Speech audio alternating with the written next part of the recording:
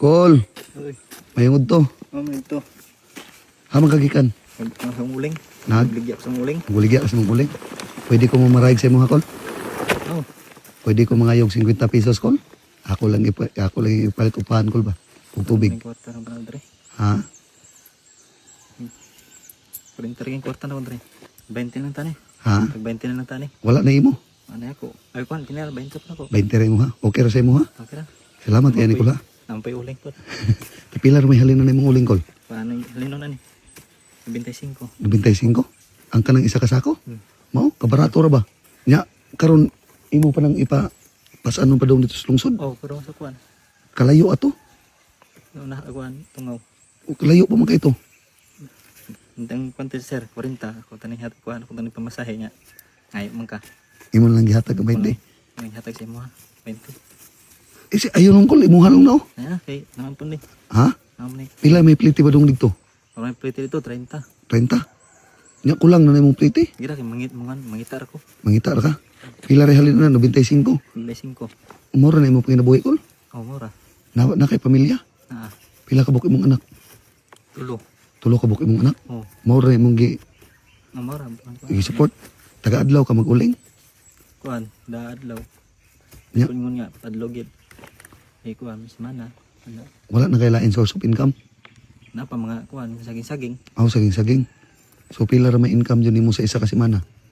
Kamar po ko mga 500 wala na. Okay na. 500 isa ka semana. Siguro nga makapat ang bugas, balag ko isutan. Mao. Saya ko sir, kakaon ng anak, saya dili. Kita sa kuha sir, receipt, isa kang mahal. Nadili makakaon mong anak kung sakto. Then mga kausap to.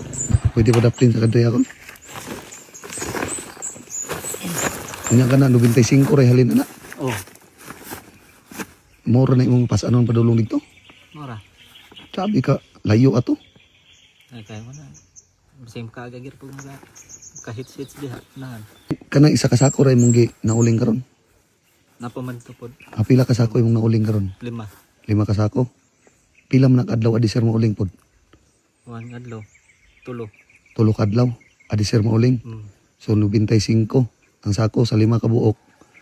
475 imong halin. Sulod sa isa 3 ka adlaw. Nag-eskwela pa imong mga anak kon?